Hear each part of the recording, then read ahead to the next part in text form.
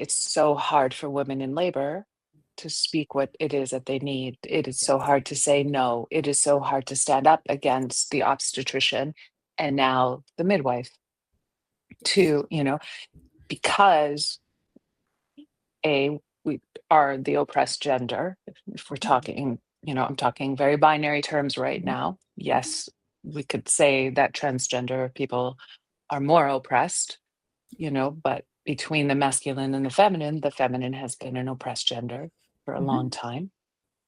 And, as a result of that, we've learned to be subservient. And when we're incredibly vulnerable during the times that we're giving birth, for example, all of that comes out.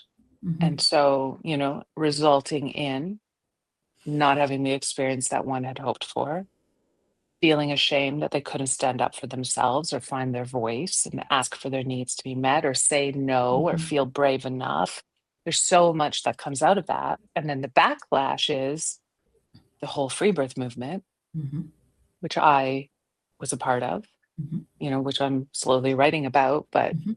point being that that's the backlash. Well, if I can't actually insert myself and empower myself to find my voice and to get my needs met within this system of oppression, then I'm just going to exit it and take charge Mhm. of it all by myself over Mhm. here.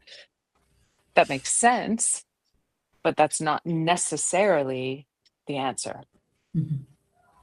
Mhm. It is understanding when the pendulum would have swung there because Totally. there's Yeah. so much more autonomy Yeah. and responsibility that comes with that. And, there appears to be less risk, but then there's a whole other layer Mhm. that Mhm. surfaces as a result of that, right?